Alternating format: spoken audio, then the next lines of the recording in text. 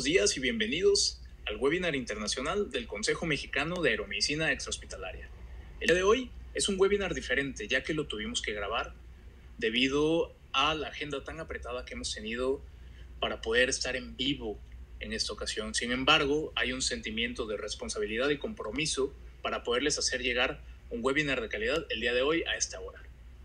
Tenemos en este webinar dos ponentes muy importantes. La primera es una enfermera aeroevacuadora de Argentina que nos va a hablar sobre el transporte aéreo neonatal, además de un poco de generalidades de enfermería en el transporte aeromédico. Nuestro segundo tema corre a cargo de una médico cirujano mexicana que nos va a hablar sobre el transporte y cirugía de lesiones medulares traumáticas. Esperemos que les guste mucho, ya que estos temas son muy interesantes y muy importantes y sobre todo les pueden ser de gran utilidad en su desarrollo profesional. O si no están trabajando en esto, despertar en ustedes el interés o la pasión que tenemos todos nosotros por la aeromedicina extrahospitalaria. Quisiera también invitarlos a unirse a las filas del Consejo Mexicano de Aeromedicina Extrahospitalaria, ya que cada vez somos más y tenemos más fuerza. Pronto les estaremos dando más noticias, más sorpresas que estamos seguros que les van a encantar. Espero que disfruten este webinar y si tienen alguna duda o comentario, por favor, pónganla aquí abajo en el área de comentarios para que las ponentes del día de hoy puedan leerlo y les contesten ahí mismo en sus comentarios. Un abrazo y excelente sábado.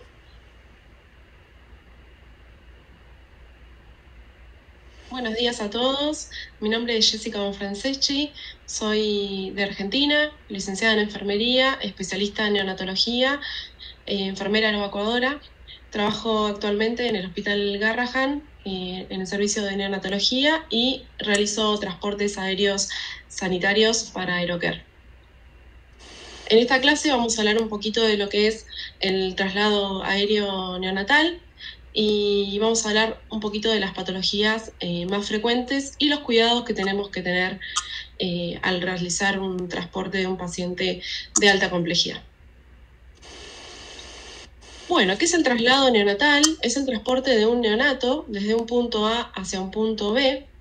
Este traslado debe ser óptimo y seguro y brindar cuidados específicos de alta complejidad, similares a los de una terapia intensiva de alta complejidad, ¿no?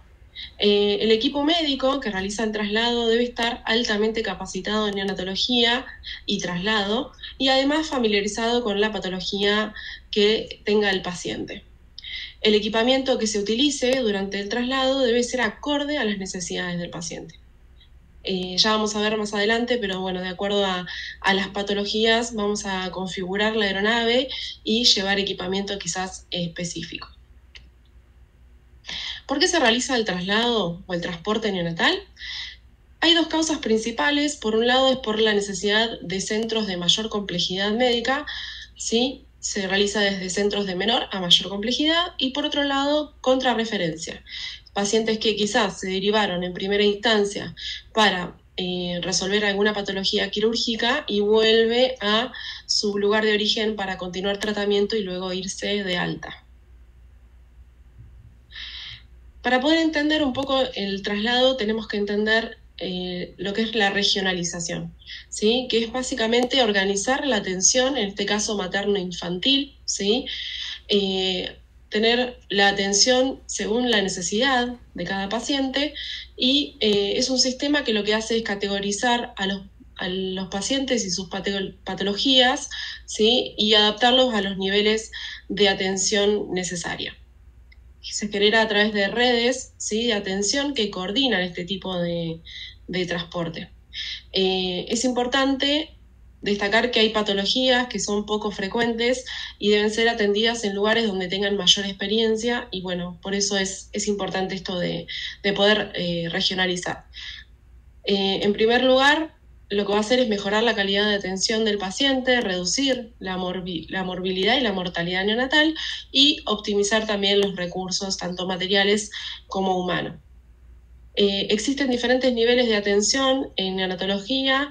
Tenemos en el primer nivel, donde es ambulatorio básico, el segundo nivel, que es de internación conjunta, cuidados intermedios o cuidados especiales y monitoreo continuo. El tercer nivel, que ya es de mayor complejidad, que se divide en A y B, El de A es para pacientes mayores de 32 semanas y el nivel B es para pacientes menores de 32 semanas con mayor complejidad, cirugía, cardiología y intervenciones más complejas.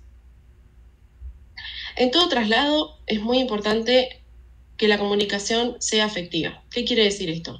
Que podamos entendernos y en lo posible hacer un briefing de lo que vamos a realizar durante el traslado, ya sea con nuestros compañeros de trabajo, que pueden ser desde tu compañero médico, enfermero, los pilotos, la gente del aeropuerto, la familia, ¿sí? Es importante poder ser claros a la hora de hacer el traslado para evitar cualquier incidente, para que la operación sea más segura, para que exista mejor eficiencia, mejor clima laboral, reducir la cantidad de errores y resolver en caso de emergencia los conflictos de forma organizada.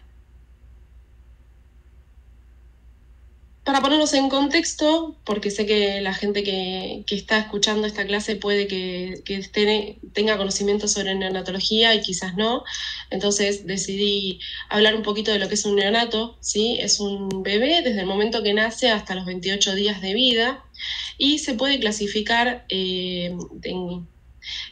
por la edad gestacional en prematuros, ¿sí? O pretérmino, cuando son menor a 37 semanas, que a su vez se pueden clasificar los prematuros en diferentes categorías de acuerdo también a la edad gestacional.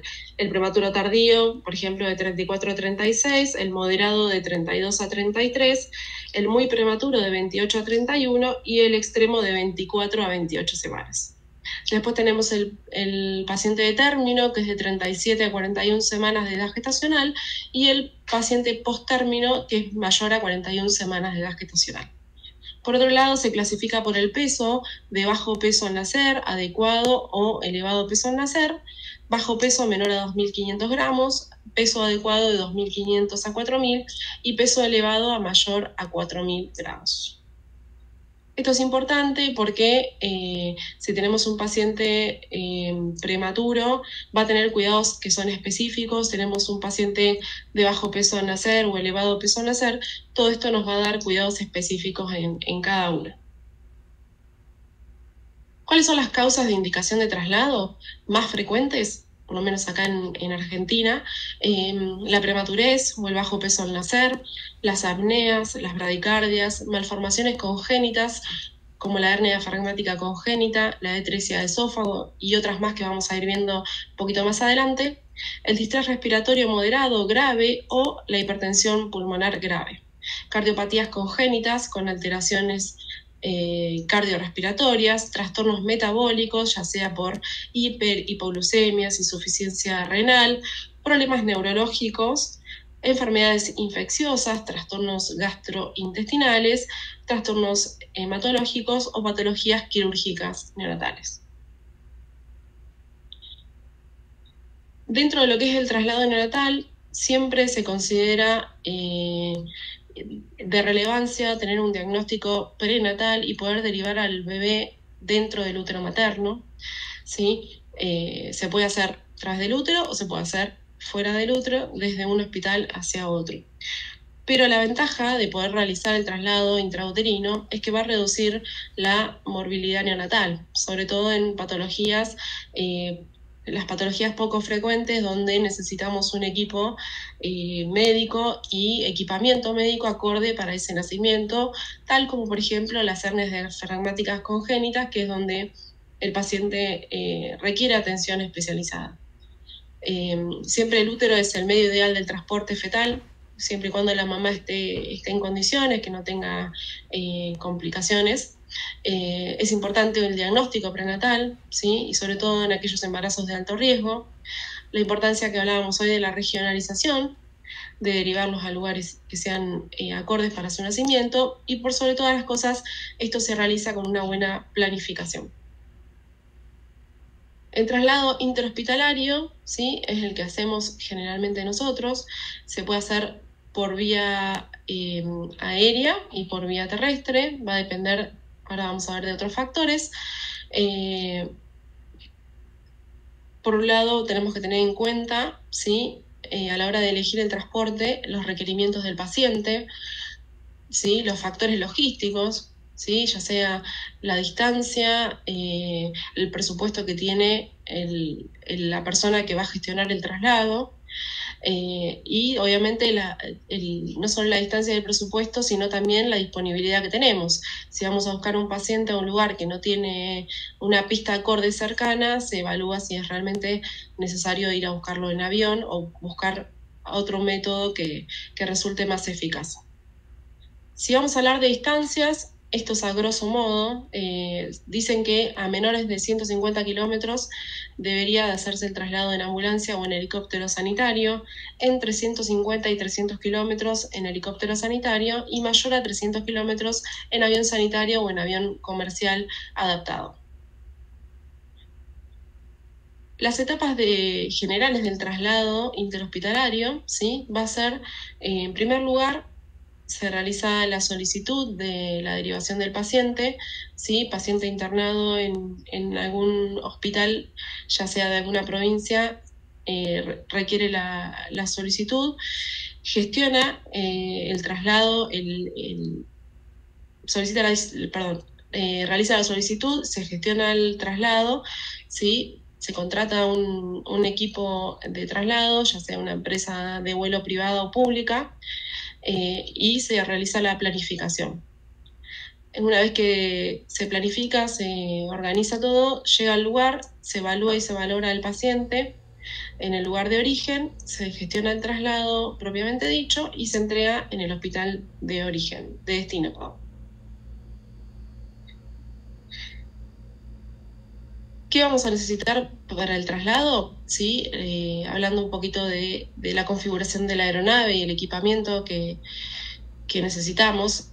Por un lado, vamos a tener los kits completos, ya sea de vía aérea, circulación, medicación, aspiración en chata o papagayo, en el caso de pacientes que sean adultos, o también se llevan por las dudas que pueda surgir algo con algún familiar, guantes, historia clínica, ¿sí? Que algunas instituciones o algunas empresas tienen una tablet donde gestionan la historia clínica de forma virtual, otras lo gestionan con historia clínica impresa, ¿sí? Cargadores o insumos descartables, tener en cuenta todo lo que es la unidad del paciente, cómo la vamos a configurar, la ropa de cama que se vaya a utilizar. Esto es muy importante, los soportes y sujetadores, todo lo que vayamos a subir la aeronave tiene que estar sujetado de forma correcta para evitar desplazamientos durante el vuelo, sobre todo en las etapas críticas como es el despegue y el aterrizaje, y también pueden surgir turbulencias durante el vuelo, y bueno, siempre es importante una correcta sujeción. Las bombas de infusión que vamos a utilizar, ya sea de jeringa o con guía, es importante gestionar todo lo que es insumo en la organización previa para evitar cualquier faltante o cualquier intercurrencia durante el vuelo. El respirador completo con tubuladura, con los filtros, los tubos de oxígeno, hacer el cálculo de oxígeno de acuerdo a los requerimientos del paciente, teniendo en cuenta cualquier demora, hay que llevar un poco de oxígeno siempre remanente, y requerimientos específicos para el traslado de acuerdo a la patología que vayamos a trasladar, como en el caso de un prematuro extremo, tener en cuenta un kit de prematuro extremo. Todo el equipamiento que se utilice o que se suba al avión tiene que estar chequeado, ¿sí? Que funcione correctamente, sus baterías por cualquier intercurrencia que podamos tener con la electricidad. Es importante quizás en equipamiento que no utilizamos diariamente, como por ejemplo las valijas de emergencia, que estén precintadas y controladas para que no tengamos ningún faltante a la hora de necesitarla. Y algo muy importante es que todos los equipos están homologados y autorizados por la ANAC, que es nuestra regulación de aviación civil a nivel nacional para el uso aeronáutico. Teniendo en cuenta la incubadora, ¿sí? Esto es lo ideal, lo recomendado, que las incubadoras sean de doble pared, que podamos tener acceso rápido al paciente en caso de que necesitemos llegar de forma rápida a él. Tiene que tener cinturones de seguridad para que esté contenido, ¿sí?, durante los movimientos del traslado. Es importante que tenga servocontrol, que pueda mantener una temperatura constante con batería para evitar que nuestros pacientes tengan hipotermia. Sin duda la hipotermia o la hipertermia, ¿no?, es uno de los desafíos más importantes durante el traslado, ya que tanto en el ascenso a la aeronave, el descenso o el traslado en la ambulancia también se pierde mucho la temperatura, o puede ganar mucha temperatura si dejamos la incubadora encendida al máximo. Entonces es muy importante el control de la temperatura en los neonatos. Y tener la disponibilidad también de gases, ¿sí?, de oxígeno y aire comprimido en lo posible, o bueno, al menos de oxígeno, y tener un mezclador o un dispositivo como el respirador que nos va a dar una FIO segura. Los soportes de la camilla de la aeronave, tanto del tubo de oxígeno como del equipamiento que llevamos suelto, como las bombas de infusión o lo que es monitoreo. Tiene que tener energía lo posible 220, y si no, pues algunos aeronaves tengan 110, y buscar algunos adaptadores de energía. Las incubadoras deben estar cubiertas en lo posible, además de la doble pared para aislar al paciente de los ruidos y todo lo que es el exterior. A veces nos toca ir a buscar pacientes al sur con frío, nevada, lluvia, o al sol con un calor extremo. Entonces es importante tener este cobertor que nos aísle la incubadora del medio externo.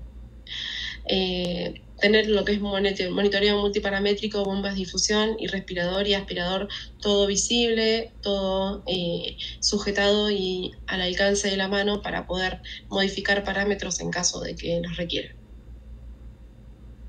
Cuando llegamos al hospital de origen, vamos a realizar la estabilización previa del paciente, y esta es una de las etapas principales, porque necesitamos que el paciente esté lo más estable posible para poder trasladarlo.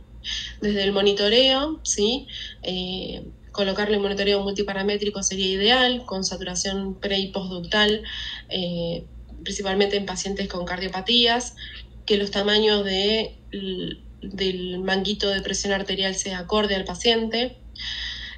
Respecto a la vía aérea y ventilación, corroborar que la vía aérea esté permeable, que no tenga signos de dificultad respiratoria. Si recibe tratamiento de oxigenoterapia, ver que sea el acorde, tener cuidados en los valores de saturometría. En los pacientes de neonatología tenemos valores, y sobre todo en lo que es prematurez, que el paciente debe saturar entre 89 y 94%, para evitar la hipoxia y la hiperoxia, y por ende prevenir lesiones, ya sea de retinopatía por hiperoxia, displasia broncopulmonar, entre otras. Ver las modalidades ventilatorias, tiene tráqueo, también chequear la permeabilidad, ver si tiene balón, en el caso de tener balón, chequear la presión del balón y también medirlo durante el vuelo, y en lo posible el balón, en vez de infundirlo con aire, infundirlo con agua para evitar que se hiperinfle durante el ascenso o durante el vuelo. Bueno, obviamente chequear el setting, ¿sí?, ver una radiografía, corroborar que el tubo endotraqueal esté en su lugar, ¿sí? En caso de tener óxido nítrico, chequear también las partes por millón y hacer el traspaso lo más pronto posible para evitar tiempo sin la administración. Respecto a la circulación, obviamente ver el estado hemodinámico del paciente, si tiene inotrópicos, todo lo que está relacionado a la hemodinamia del paciente, chequearlo, y sobre todo verificar que los volúmenes de la infusión sean suficientes para el traslado, y tener en cuenta un tiempo remanente por cualquier demora. Si bien nosotros durante el vuelo tenemos valijas con las drogas para poder armar nuevos goteos, es de buena práctica llevar todo armadito y prolijito sin tener que andar corriendo en los últimos tiempos o tener que trabajar extra en el avión, que no es un lugar muy, muy cómodo, muy óptimo para el traslado, para poder armar una infusión. Si bien se puede hacer, siempre está bueno hacerlo con antelación en el hospital. Respecto a lo metabólico, también chequear lo que es la glucemia, los volúmenes y flujos de plan y nutrición parenteral, o si tiene nutrición enteral también, la termorregulación, chequear los últimos laboratorios del paciente y ver la necesidad de transfusión. Ahora vamos a ver un poquito más adelante, pero dentro de las anemias podemos llegar a generar hipoxia anémica, entonces es importante tener los valores de hematocrito, hemoglobina y también de plaquetas, porque vamos a estar en continuo movimiento acordes antes de subirlo al avión. Valorar el estrés, el dolor, ¿sí? Si es lo posible aplicar una escala y administrar sedación para que el paciente viaje lo más confortable posible. Siempre chequear la documentación antes del traslado, esto es muy importante, no solo la historia clínica del paciente y su identidad, ¿sí? Tiene documento de identificación o certificado de nacimiento, sino también la aceptación en el lugar a donde lo vamos a llevar, tiene que estar escrito para que no tengamos tampoco ningún inconveniente a la hora de llevarlo al hospital que lo recibe. La familia, sí, es muy importante estar con la familia, contenerlos, porque es una situación difícil, así que bueno, siempre tenemos que chequear los acompañantes que vienen, el equipamiento que van a llevar ellos, ¿sí? Los bolsos, la cantidad de bolsos y demás, y además explicarle todo lo que vamos a hacer durante el traslado, incluirlos también en el cuidado y hacerlos parte, les va a dar un poco de tranquilidad y contención. Y también, bueno, por supuesto, la integridad de la piel en caso de drenajes y sondas o cualquier otra cosa que sea específica al paciente. Y en lo que es el traslado aéreo, ¿sí? Vamos a hablar un poquito de las diferencias entre el traslado en helicóptero o en avión. Hablamos del helicóptero, las ventajas y desventajas. Las ventajas es que es un transporte rápido, ¿sí? En distancias cortas. Que aterriza en lugares confinados y que bueno, también puede ir de hospital a hospital si los mismos cuentan con helipuerto o un lugar para poder aterrizar en la cercanía. La desventaja es que tiene un alto costo, ¿sí? Que el lugar donde, o sea, el espacio restringido dentro del helicóptero, que suelen ser pequeños, depende del tipo de helicóptero que vayan a utilizar, que tenemos aumentado lo que es ruido y vibración, generalmente no presurizan los helicópteros, que el control de la temperatura es un poquito más complejo, que tiene mayor restricción del peso y va a depender mucho de la meteorología. En el caso de la aeronave, las ventajas es que es un transporte rápido en largas distancias. Nosotros en Argentina tenemos un territorio bastante amplio y bueno, tenemos aproximadamente 3.000 kilómetros de Buenos Aires a Ushuaia, que es una de las puntas de nuestro país, del sur. Y bueno, necesitamos sí o sí un avión para poder hacer un traslado de ese tipo. Que tiene la capacidad de presurizar, ¿sí? Que suele navegar con malas condiciones climáticas, obviamente que está sujeto a limitaciones, pero una lluvia no va a interferir el traslado.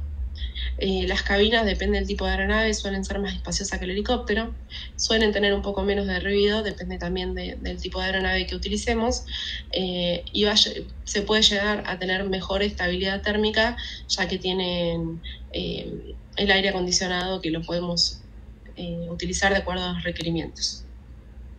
La desventaja es que requiere una pista de aterrizaje, ¿sí? Un aeropuerto, depende también del tipo de aeronave, los requerimientos que tenga para aterrizar, que suele ser también un alto costo y algo complejo es que si se produce una despresurización puede llegar a ser un momento muy crítico.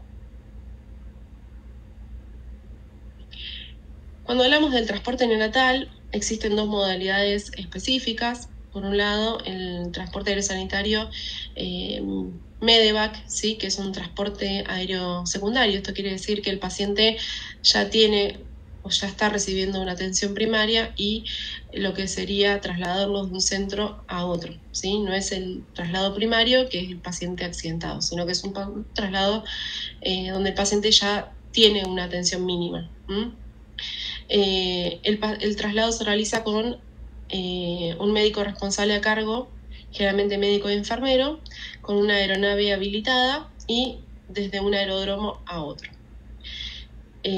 Los transportes también se pueden realizar en aeronaves comerciales, ¿sí? Donde se puede configurar un avión comercial y puede ser tanto como configurar el sector con una camilla como en un avión privado, o también en escolta médico, que van sentados junto a un médico que los acompaña, ¿sí? En el avión comercial junto con los pasajeros. Es importante cuando hacen traslado en avión comercial que completen el MEDIF, que es un formulario de información médica que presentan en la aerolínea, para, bueno, obviamente aclarar que es un paciente o es una persona que tiene ciertos requerimientos extras a las personas, a los pasajeros generales, ¿no? Cuando hablamos de traslado aéreo, es importante que el equipo médico y el enfermero estén capacitados y que cumplan con ciertos requisitos, ¿sí? Por un lado, tienen que tener el curso de evacuación aeromédica acá en Argentina, que lo brinda INMAE, que es el Instituto Nacional de Medicina Aeronáutica y Espacial. Tienen que tener experiencia en el tipo de paciente a trasladar, ¿sí? Idealmente un médico neonatólogo o un enfermero que trabaja en neonatología o especializado en neonatología en ese tipo de pacientes. Bueno, y la documentación requerida, por un lado, obviamente, el documento nacional de identidad, ¿sí? La matrícula como profesional y la certificación médica aeronáutica, que es un chequeo que se realiza, ¿sí? Es un certificado médico aeronáutico, ¿no? O sea, lo que hacen es un chequeo completo que pues se da generalmente en INMAE, se hace en INMAE o se hace también a través de un médico aeronáutico donde certifica que la persona está apta para poder volar. Se hace un chequeo general psicofísico, entonces sí, es lo que necesitamos para poder hacer traslados. En los vuelos internacionales también se suele solicitar el pasaporte o visa de acuerdo a los requerimientos del país a donde vayamos. Siempre están también los coordinadores del traslado, que son los que van a gestionar toda la conexión con las ambulancias cuando lleguemos a los aeropuertos, los pilotos, ¿sí? Que van a ser los encargados de pilotear la aeronave, el personal aeroportuario, toda la gente de rampa, los que están en la torre de control, el recurso humano de los hospitales, tanto de origen y destino, y los recursos humanos y materiales del traslado terrestre. Todo esto conforma el equipo de traslado. No es solamente el equipo médico y enfermero, sino también toda esta gente que hace que la operación funcione. Dentro de lo que es el traslado aéreo existen normas de procedimientos. A nivel internacional rige la OASI, que es la Organización de Aviación Civil Internacional, y a nivel nacional tenemos la ANAC, la Administración Nacional de Aviación Civil, junto con el Código Aeronáutico, y las RAC, que son las regulaciones argentinas de aviación civil. Todas las operaciones aerosanitarias se realizan conforme a estas reglamentaciones para que sean, digamos, correctas y seguras, ¿no? Para poder entender dónde realizamos el traslado, es importante entender que el avión vuela, ¿sí? en una capa de aire, ¿sí? en la atmósfera, y esta cumple ciertos cambios durante el ascenso, ¿sí? Vamos a hablar un poquitito, ¿no? La atmósfera es el lugar, como bien decía, donde se desplazan las aeronaves. Es una mezcla de gases que rodea la Tierra, ¿sí? Además de proporcionar protección a la Tierra, ¿sí? Proveerle la lluvia y que sea compatible con la vida. Está compuesta por 5 capas y desde la Tierra hacia arriba la primera capa es la troposfera, que es donde se realiza el traslado aéreo o donde vuelan los aviones comerciales también. Esta capa mide más o menos 30.000 pies en los polos y 50.000 pies en el Ecuador y presenta estela de vapor y nubes, turbulencias y fenómenos meteorológicos. Está compuesta, ¿sí? Y de acá sale nuestro 21% de oxígeno aire ambiente, está compuesta por un 78% de nitrógeno, un 21% de oxígeno y un 1% de otros gases como el dióxido de carbono, vapor de agua, vapor de agua, dióxido de carbono y otros que son en menor proporción. La atmósfera tiene una presión atmosférica estándar a nivel del mar, ¿sí? Que se la conoce como ISA, que nos va a hablar que la temperatura es de 15 grados, una presión de 760 milímetros de mercurio o 29,92 pulgadas y con un gradiente térmico de 2 grados cada 1000 pies. ¿Sí? ¿Qué quiere decir? Que va a disminuir la temperatura a medida que vamos ascendiendo. La presión atmosférica, ¿sí? Está dada por el aire, ¿sí? Por encima de la superficie terrestre. Y lo que hace, está afectada por la fuerza gravitacional de la misma. Y también, por supuesto, se ve afectada por la altura. Veamos en la imagen de la izquierda, tenemos 2 hombrecitos, ¿sí? Y ambos tienen una columna de aire por encima. Esto nos demuestra que a mayor altura hay menor presión, ¿sí? Menos es la columna de aire, a menor altura hay mayor presión. ¿Esto qué quiere decir? Que a medida que vamos ascendiendo, la presión del aire va disminuyendo. O sea, los milímetros de mercurio que hablábamos se disminuyen, ¿sí? Entonces vamos a tener menos disponibilidad de nitrógeno, de oxígeno y de los otros gases libres. ¿Pero qué nos va a afectar a nosotros en el paciente? El oxígeno, la disponibilidad de oxígeno que tenga. Esto nos puede generar una disminución de la presión de oxígeno y generar una hipoxia en el paciente y en nosotros también que estamos volando.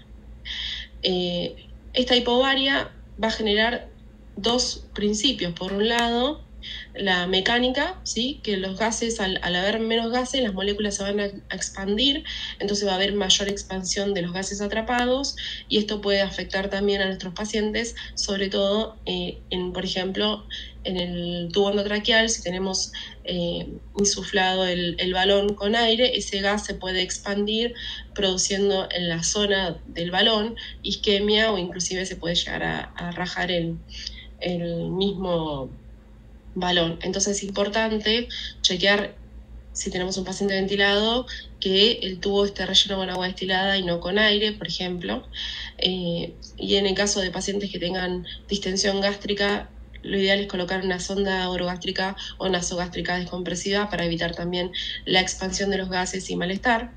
Tengamos en cuenta en pacientes que tengan neumotórax, todo lo que es aire se expande, puede empeorar su neumotórax. Siempre que traslademos a un paciente con neumotórax tiene que estar drenado y chequeado, que esté correctamente drenado. Básicamente estos 2 principios son los que van a afectar al paciente en la altura. Tenemos otros estresores de vuelo, además de estos 2, que es la hipoxia y la hipobaria. Tenemos el estrés térmico, que está relacionado que por fuera de la aeronave hay una temperatura demasiado baja, aproximadamente a 52 grados bajo cero.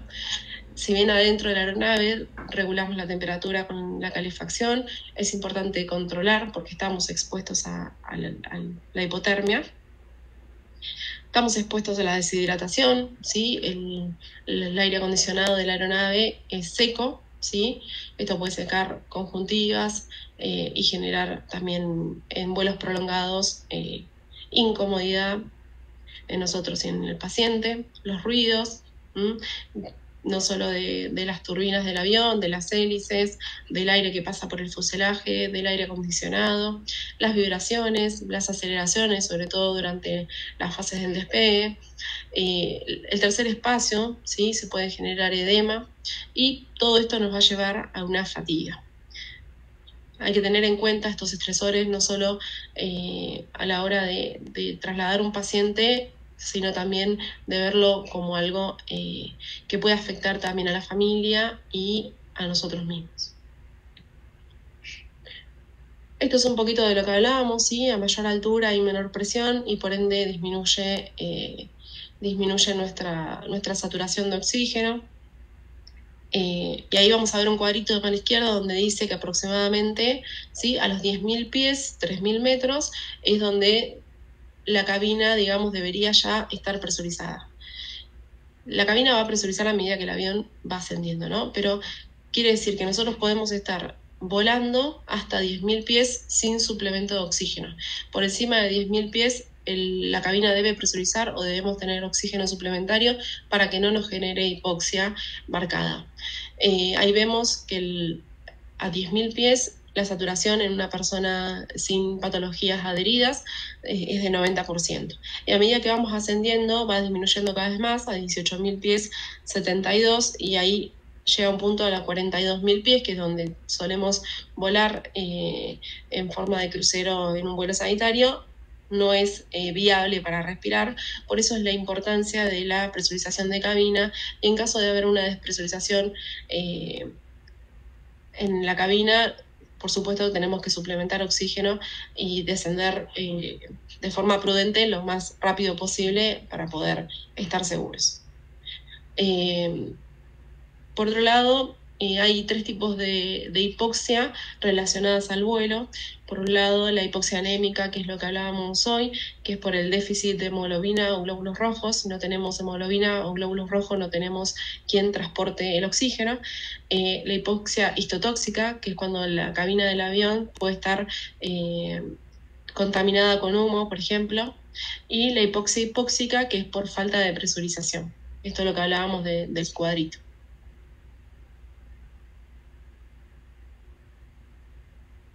Bueno, y ahora vamos a hablar un poquito de las etapas del traslado aéreo. Tenemos la etapa prevuelo, la que es intravuelo y la posvuelo. Dentro de lo que es la etapa prevuelo, creo yo que es una de las más importantes porque es donde debemos planificar y gestionar el traslado de nuestro paciente. Si algo falla en nuestra gestión durante la etapa prevuelo, puede complicar la etapa del traslado. Es importante, como hablábamos hoy, la comunicación, ¿sí? Nosotros generamos un grupo de WhatsApp para poder comunicar todo lo que vamos haciendo durante la operación, durante el traslado. Se comunica todo, ¿sí? En cada etapa del traslado para poder gestionar los tiempos y cualquier intercurrencia que podamos tener. En la etapa prevuelo, lo que suelen hacer es, obviamente, seleccionar al equipo acorde para el traslado, el médico y el enfermero, confeccionar este grupo para poder comunicar todos los cambios o todas las etapas del traslado. Se realiza un briefing, ¿sí? Del enfermero y del médico, donde se planifica el traslado, se chequea el equipamiento que vamos a necesitar. Se realiza el contacto médico a médico, ¿sí? Para ver el estado actual del paciente y los requerimientos. Se configura la aeronave de acuerdo a la necesidad, ¿sí?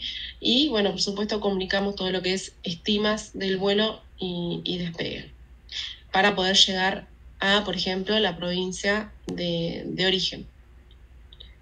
Es importante realizar un checklist prevuelo, ¿sí? Tener en cuenta del lugar de origen, el médico a cargo, ¿sí? Y el hospital para poder ir al lugar correcto, los datos del paciente que sean acordes, la historia clínica, los requerimientos que tenga. El tipo de aeronave que vamos a utilizar también es importante. No es lo mismo trasladar un paciente en una aeronave que vuela a 800 km/h que en otra que vuela a 400, porque la estima va a ser distinta, la necesidad de insumos va a ser el doble, sobre todo el oxígeno y los goteos de infusión. Entonces es muy importante conocer la aeronave con la que vamos a realizar el traslado. Chequear también con los pilotos la meteorología, también es importante. A veces, la meteorología a veces nos sorprende y suele pasar que tengamos que quedarnos en alguna provincia porque empeoró el clima y no podemos volver. Entonces, son todos factores a tener en cuenta antes de despegar. Tener en cuenta hospitales alternativos, ¿sí? Aeropuertos alternativos en caso de que ocurra una intercurrencia, ¿sí?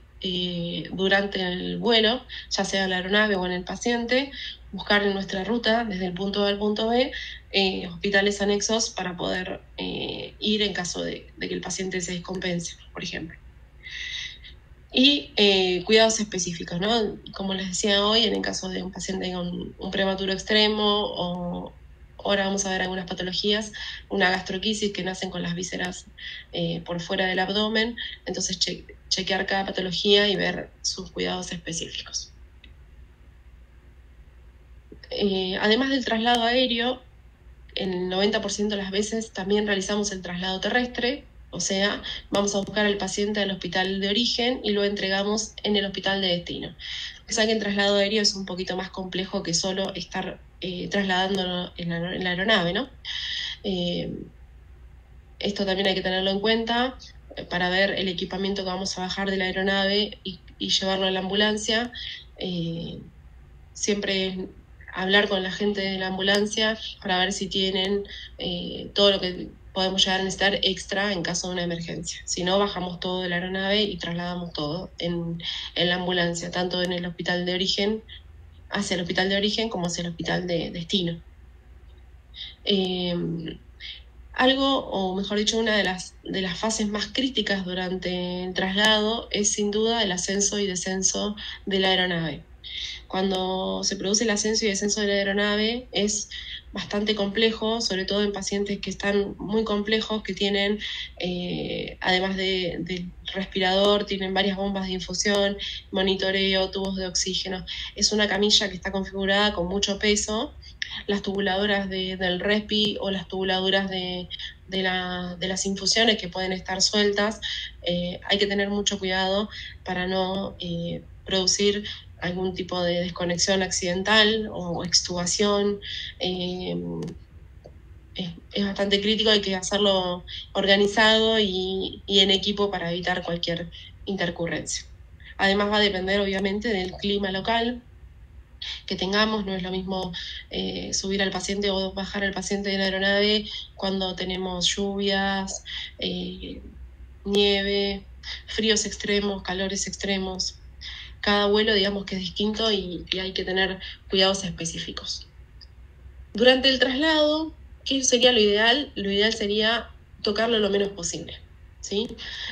Cuando el paciente, uno llegó al lugar de origen y lo adaptó a nuestra camilla, lo ideal es tenerlo completo con el monitoreo y evitar tocarlo para obviamente reducir el estrés y reducir los errores de que se desconecte, que pase alguna intercurrencia no deseada, ¿sí? Si tenemos una correcta monitorización, si tenemos las tubuladuras bien estiradas, evitamos que se campeen, el paciente está sujetado, lo ideal sería trasladarlo de esa manera sin hacer nada extra, salvo obviamente administrar medicación si lo requiere, o obviamente si el paciente se descompensa, trabajar en él, ¿no? Siempre tenemos que chequear la sujeta corrección, la sujeta fijación de la camilla, de la incubadora, las fijaciones del paciente y el equipamiento, de los monitoreos, y chequear todo 2 o 3 veces antes del despegue. Y también durante el vuelo lo que vamos a hacer es hacer los registros, ¿sí? En una historia clínica informatizada o de papel, de acuerdo a lo que tenga cada institución, los registros durante el vuelo, los signos vitales y si presentó algún problema durante el vuelo. Una vez que descendemos al paciente de la aeronave, lo subimos a la ambulancia y lo entregamos al lugar del destino, y post vuelo lo que se hace ¿sí? Es la entrega del paciente, el chequeo, ¿sí? De que no nos olvidemos nada en el hospital, que podamos proveerle toda la información del paciente previa al traslado y la que ocurrió durante el traslado, acondicionar el equipamiento que utilizamos, y bueno, obviamente nosotros enviamos la historia clínica a la gestión de la empresa para que ellos puedan tener el backup de todas las historias. Se hace un debriefing del vuelo para ver en qué cosas podríamos haber mejorado, junto con el reporte de fin de vuelo, que es todo lo que utilizamos y si hubo alguna falla de algún equipo o algo. Y bueno, siempre rechequear todo y comunicar todo lo que sucedió. Dentro de lo que son los cuidados del traslado aéreo específicos, yo diría que el diálogo con los acompañantes es muy importante. Muchos tienen a veces miedo a volar, entonces es importante hablar con ellos, contarles qué es lo que vamos a hacer, preguntarles si tienen alguna duda, y hacerlos partícipe, como les comentaba hoy. La documentación del paciente tiene que estar completa, como hablábamos también hoy, con el resumen de la historia, la aceptación al centro. La madre o el padre o el tutor que esté a cargo debe firmar el consentimiento para el traslado. Siempre chequear el equipaje del paciente y del acompañante. Y es muy importante anticiparse a las necesidades, ¿sí? Prever las complicaciones. Siempre cuando uno hace los chequeos previo al vuelo y prevé todas las complicaciones, se reducen un montón los tiempos y es todo más tranquilo y organizado. Y también, obviamente, tener las medidas de bioseguridad, que a veces en una aeronave no son tan fáciles como en una institución donde tenemos una carilla con agua y jabón, pero bueno, utilizar el alcohol en gel y tener medidas para poder descartar los residuos de forma segura es también un punto importante a la hora de hacer un traslado por vía aérea. Cuando hablamos de los cuidados de enfermería, tenemos que nombrarla a ella, que es una de nuestras pioneras, que hablaba sobre las necesidades básicas humanas. Y bueno, sí, seguimos, si bien las adaptamos a nuestros pacientes, cada necesidad humana de Virginia Henderson la aplicamos en cierto punto con nuestros pacientes. Además de los cuidados generales del neonato, ¿sí? Tenemos cuidados propios de cada patología y los cuidados específicos del traslado aéreo, como la colocación de una sonda descompresiva, el considerar la transfusión en caso de hemoglobina, hematocrito o plaquetas bajas, lo del balón, que ya les había comentado, protección de ruidos, de la hipotermia, de la luz, la utilización de cinturones, en pacientes con hipertensión pulmonar, que son pacientes muy lábiles al estímulo, a los ruidos y que suelen descompensarse fácilmente por estos estímulos, considerar la colocación de protectores auditivos, protectores visuales, ¿sí? Para que esté lo más contenido posible. Bueno, la sujeción de la camilla, la incubadora y equipos. Hablar del drenaje pleural, que es lo que nombraba hoy, que esté funcionante, ¿sí? Chequeo sobre todo el volumen de infusión también de las drogas, principalmente de los inotrópicos y la sedación, o específicos como las prostaglandinas en pacientes con cardiopatías. Tratar de disminuir el estrés, pese a que vamos a estar muy estresados por todos los estresores del traslado en sí, no solo del vuelo, sino del traslado en sí, y obviamente el cuidado siempre centrado en la familia, no solo en el paciente. ¿Cuáles son las contraindicaciones del traslado? Por un lado están las contraindicaciones hasta estabilizar el paciente, ¿sí? Cuando el paciente está hemodinámicamente inestable, ¿sí? A pesar de tener drogas, hay que esperarlo que se estabilice. Enfermedades hematológicas con posibilidad de sangrado, también hay que considerarlas. Cardiopatías descompensadas, neumotórax no drenado, anemias transfundirantes. Y las contraindicaciones absolutas de traslado, o sea, cuando realmente no se trasladan, cuando las condiciones son inseguras del traslado, cuando es un paciente terminal que tiene muerte encefálica confirmada, cuando es una enfermedad infectocontagiosa que no se puede hacer el tratamiento durante el periodo de contagio, es preferible también esperar a que pase esa enfermedad. Y bueno, sí, todo traslado puede tener fallas, puede tener intercurrencias y sobre todo cuando son traslados tan complejos que dependen de varios eslabones para que funcione de forma correcta, ¿no? Relacionados a la aeronave podemos tener problemas con la metrología, fallas mecánicas o eléctricas del avión. En cuanto al equipamiento aeromédico, puede haber fallas en las baterías, en los insumos, el cálculo del oxígeno o que el paciente se descompense y requiera más oxígeno durante el traslado, la inestabilidad del paciente previa o durante el traslado y anexos como factores humanos, aeropuerto, pista.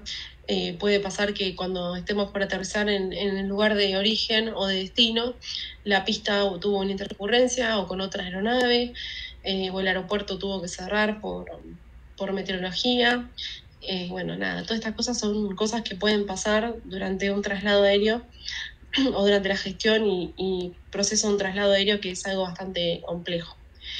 Siempre es importante planificar el traslado, prever este tipo de complicaciones, chequear y chequear todo, sobre todo el equipamiento y los requerimientos del paciente, y siempre llevar un kit personal, ¿sí? Como decía, a veces puede pasar que nos quedemos en algún lugar varado, entonces es importante llevar un kit personal para tener por si nos tenemos que quedar a dormir en algún lugar.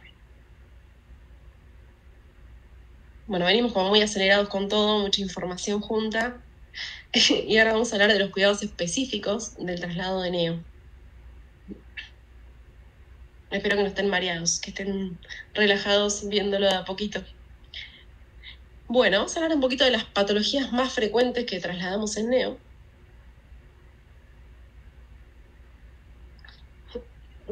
Por un lado, tenemos las atresias de esófago, ¿sí? Que es la falta de continuidad del esófago, como ven en la imagen del lado derecho superior, ¿sí? El esófago por alguna razón no está comunicada, ¿sí? Puede llegar a tener una fístula traqueoesofágica, ¿sí? Y hay que tener muy bien el cuidado de manejo de las secreciones. ¿Qué vamos a tener como cuidado? La posición de decúbito dorsal que esté semisentado, ¿sí? Una sonda replogre para aspiración continua, para evitar, si tiene fístula, que el contenido gástrico pase al respiratorio. Evitar la ventilación a presión positiva, ¿sí? Es recomendable que esté con cánula nasal o en ARM con sedación, ¿sí? Contar con acceso venoso seguro y mantener el recién nacido contenido y tranquilo la mayor parte del tiempo. Suelen ser pacientes complejos que hasta el momento de la resolución hay que tener estos cuidados puntuales, ¿no? Las gastroquisis, que son cuando el paciente nace con las vísceras por afuera del abdomen, ¿sí? Es un defecto de la pared abdominal, y hay que tener en este caso el cuidado de las vísceras, ¿sí? De la irrigación de la víscera, del balance de líquidos y evitar también las pérdidas del calor. Al tener las vísceras por fuera es muy fácil que el bebé pierda temperatura y que se pierda líquidos, entonces nada, tener mucho cuidado en eso. Las vísceras deben estar en lo posible cubiertas con un nylon, no con gasas, para que no evitar la necrosis, que se reseque, ¿sí? Con un nylon estéril, y obviamente eso cubierto con alguna venda o algo más como para evitar también el frío. La posición en decúbito dorsal, una sonda reprogle también, o una K9 de grueso calibre para evacuar el contenido gástrico, que esté ventilado con sedación, evitar la distensión abdominal, contar con acceso central seguro, el defecto debe estar cubierto con plástico y técnica estéril, cuantificar las pérdidas y balance en un traslado es medio complejo porque suelen ser poquitas horas, ¿sí? Pero bueno, también hay que tener en cuenta si estamos teniendo muchas pérdidas, el balance hidroelectrolítico, evaluar el estado hemodinámico, ¿sí? Y la termoneutralidad, que es lo que hacemos hincapié sobre todo en neo. Hernia diafragmática congénita, ¿sí? Es el defecto diafragmático con herniación de vísceras en caja torácica. ¿sí? ¿Qué es lo que pasa? En la hernia diafragmática hay un defecto en el diafragma que hace que las vísceras crezcan y se desarrollen en el tórax. ¿Sí? Es una patología muy grave que antiguamente tenía una tasa de mortalidad muy elevada. Hoy se regionaliza, ¿sí? a lugares específicos. El Hospital Garrahan es uno de referencia, donde se le hace la resolución quirúrgica y el tratamiento post-cirugía, que suele ser bastante complejo por la patología pulmonar, ¿sí? Que queda luego del desarrollo de las vísceras dentro del tórax. Suelen tener hipoplasia pulmonar, hipertensión pulmonar persistente, son pacientes muy críticos. A veces hay que tener en cuenta la posibilidad de traslado con óxido nítrico. Y bueno, en este caso el paciente es muy lábil, así que bueno, hay que tenerlo en posición de cúbito dorsal, con una sonda también de aspiración continua, reprole. Imagínense en que si la cavidad gástrica o toda la parte intestinal se llena o se distiende, eso va a crecer o va a distenderse dentro del tórax y va a comprometer la parte cardiorrespiratoria. Así que es importante que el paciente haya tenido una buena recepción, que en lo posible no haya llorado, que haya evitado ingresar el aire en la cavidad gástrica. Contar con acceso venoso central y arterial umbilical, ¿sí? La sedación que sea continua, evitar sobreestímulos, son pacientes muy, muy lábiles. Y la realidad es que tienen muy mal pronóstico si nacen en un lugar que no es acorde, por esto principalmente de la distensión de las asas. Bien, después tenemos el onfalocele, que es un paciente que nace, también es un defecto de la pared abdominal, donde el anillo umbilical está ampliado y las vísceras es como una gastroquisis, pero con la diferencia de que este está cubierto. Este defecto tiene una membrana, sí, que lo cubre, entonces es como un poco menos complejo que la gastroquisis en cuanto al compromiso también de las pérdidas de líquidos y el compromiso de la víscera. También igual hay que tener ciertos cuidados en la posición, ¿sí? De cúbito dorsal, con una sonda también de aspiración reprole o una grueso calibre para descomprimir. Tiene que estar ventilado o con oxigenoterapia si es necesario. Puede no estarlo, porque depende del tipo de onfaloceles, si son onfaloceles más pequeños o más grandes. El defecto tiene que estar lo mismo, cubierto con plástico y técnica estéril. También hay que cuantificar las pérdidas y evaluar el estado hemodinámico del paciente. Siempre, siempre la termoneutralidad es muy importante, como les digo, en todos los pacientes neonatales. Y el onfalocele puede estar también asociadas a otras malformaciones como cardiopatías, entonces es importante chequear si el paciente, además del onfalocele, tiene alguna cardiopatía que puede llegar todavía a complejizar un poquito más el traslado. Enterocolitis necrotizante, ¿sí? Es un cuadro, es de etiología multifactorial, generalmente se dan los prematuros extremos, ¿sí? Lo que se produce es un mal estado general, ¿sí? Una necrosis del intestino que puede inclusive hasta perforarse. Son pacientes que suelen estar con dolor, que están intranquilos, presentan mal estado general, distensión abdominal, compromiso hemodinámico. Los cuidados que tenemos que tener específicos es obviamente tratar de estabilizarlo, sedarlo, que esté tranquilo, descartar una perforación a través de una radiografía, una sonda que sea de grueso calibre también para descomprimir, en ARM si lo requiere, contar con accesos seguros, y bueno, sedación continua y manejo del dolor creo que es uno de los pilares fundamentales en este tipo de pacientes. Y bueno, sobre todo que es prematuro, ¿no? Que asociado a la NEC, o sea, a la enterocolitis, va a tener también todos los problemas de la prematurez. El mielomeningocele es un defecto del tubo neural, ¿sí? Donde hay una protusión de las meninges hacia el exterior, ¿sí? Hay diferentes tipos de mielomeningocele, o sea, diferentes tamaños de defectos. Lo importante es que el defecto esté cubierto, al igual que las vísceras, por un plástico estéril, ¿sí? Y en este caso los pacientes suelen ser alérgicos al látex, así que todo lo que es manejo de paciente con mielomeningocele debe ser látex free. Y los cuidados durante el traslado va a ser, en este caso, la posición en decúbito ventral, ¿sí? Para evitar que las meninges, o sea, el defecto esté comprimido en la incubadora, tiene que estar siempre en decúbito, preferentemente decúbito ventral, o de cúbito lateral, pero preferentemente de cúbito ventral, en ARM, ¿sí? O con oxigenoterapia si es necesario. Puede estar aire ambiental también, contar con acceso seguro en caso de cualquier intercurrencia y, bueno, como decimos, del defecto cubierto con técnica estéril. Neumotórax, ¿sí? Bueno, sabemos que es el escape de aire por ruptura alveolar que se acumula en la pleura, genera dificultad en la expansión pulmonar. Y lo importante acá es, como hablábamos hoy, es drenarlo lo antes posible. Chequear siempre la permeabilidad del drenaje, la estabilidad hemodinámica, en lo posible tener una radiografía lo más reciente para hacer un traslado seguro. Las cardiopatías congénitas, existen las patologías cianóticas y no cianóticas, pero básicamente es un defecto cardíaco, ¿sí? Generalmente una mala comunicación en el corazón, que suelen requerir cirugía para poder vivir.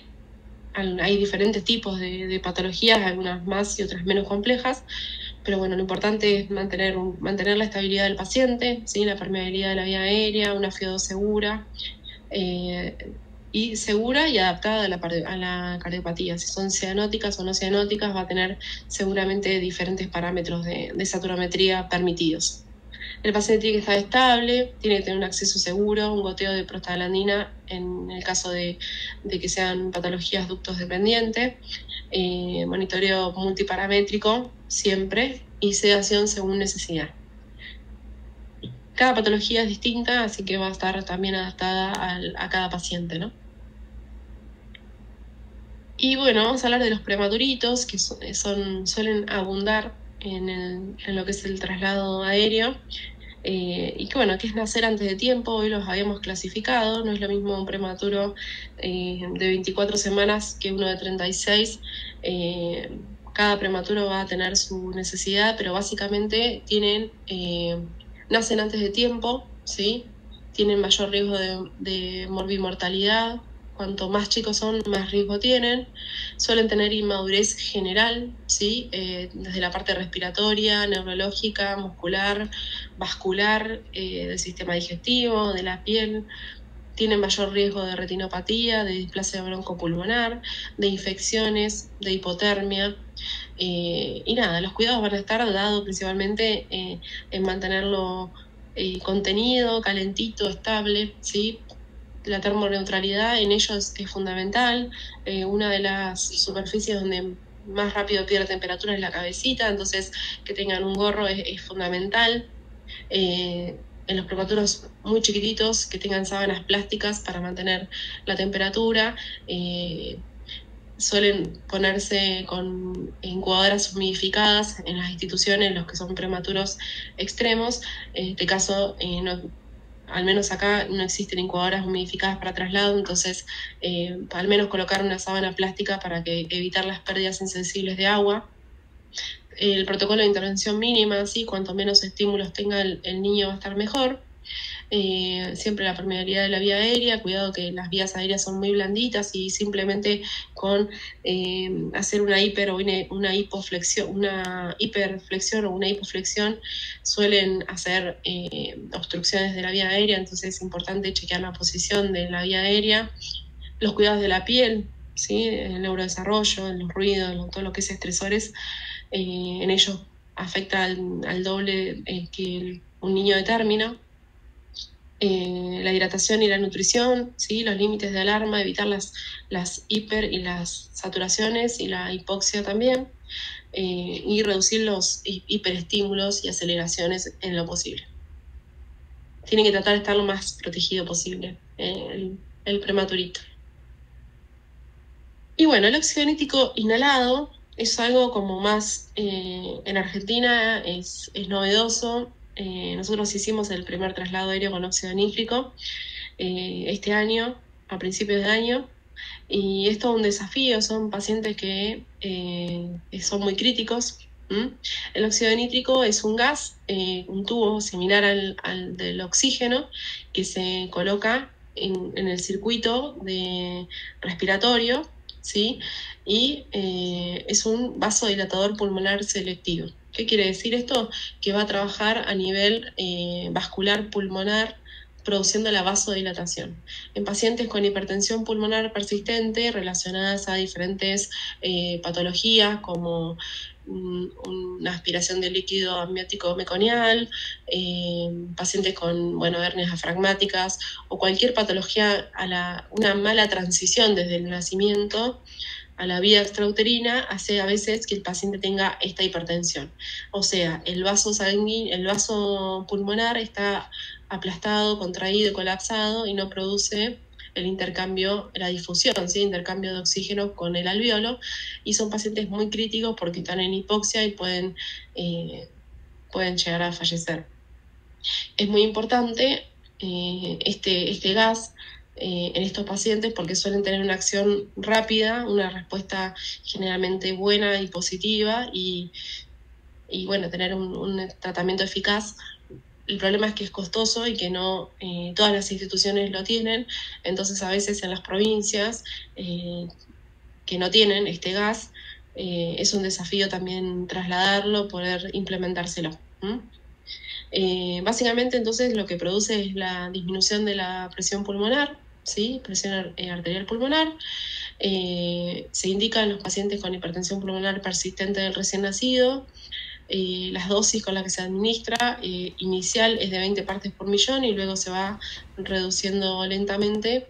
Un tratamiento que dura generalmente hasta 96 horas y que se va, como les decía, es importante que se vaya reduciendo gradualmente para evitar los efectos adversos. Sin duda es un desafío médico, ¿sí? Es un traslado muy complejo, el paciente suele estar muy lábil al estímulo y hay que tener mucho cuidado en lo que es la preparación y conexiones. Este tipo de gas se coloca en la rama inspiratoria del paciente junto con un sensor que va, si ven la imagen izquierda, tenemos adelante algo cuadrado que es la computadora donde nos va a indicar cuántas partes por millón está recibiendo de óxido nítrico el paciente. El óxido nítrico es bueno, pero también es tóxico en las medidas no reguladas, o sea, cuando le administramos más de lo necesario es tóxico, entonces hay que medir el dióxido de nitrógeno continuamente para chequear que esté recibiendo las proporciones correctas para el tratamiento, ¿sí? Después tenemos la configuración, es compleja porque imagínense que tenemos un montón de equipamiento en la aeronave, así que nada, sin duda es algo bastante complejo. Hay que tratar de evitar la interrupción durante la infusión, ¿sí? Como tiene una vida media muy cortita, si nosotros cortamos la infusión, puede generar que el vaso se hipertense. En vez de producir la vasodilatación, puede producir el efecto adverso. Entonces es importante mantener la continuidad de la infusión, que sea segura y constante, y cuando hacemos el traspaso del paciente en el lugar de destino, tiene que ser también rápido y consensuado para evitar este problema. Por supuesto, evitar las desconexiones, ¿sí? Y chequear todo con multiparamétrico. Es bastante complejo, es para una clase entera, pero bueno, es para que sepan que existe y que es una de las cosas complejas que utilizamos, o de los tratamientos complejos que utilizamos durante un traslado neonatal. Bueno, ya les vine repitiendo durante toda la clase la importancia del cuidado centrado en la familia, ¿sí? Siempre uno piensa si fuera nuestro hijo o si fueran nuestros padres, y bueno, nada, hay que estar siempre, ponerse al lado del otro y acompañarlos y tratar de brindarles seguridad. Y sobre todo nosotros acá, que tenemos como un territorio bastante amplio y a veces vamos a buscar pacientes que están en el norte o en el sur, muy lejos de su familia y nada, es todo nuevo y quizás son tratamientos muy prolongados. Entonces esa familia, dentro de todo lo malo, que reciba un poquito de cariño, les va a venir bien. Bueno, un poquito la bibliografía que utilicé para la presentación. Y bueno, espero que lo hayan disfrutado. Gracias a todos por la atención y bueno, cualquier duda dejo mi email para que puedan consultarme. Abrazo grande.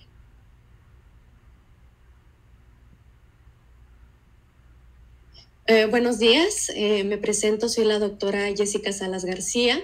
El día de hoy tengo el gusto de presentar un tema muy interesante acerca del manejo de las lesiones nodulares traumáticas de forma aguda y su transporte extrahospitalario.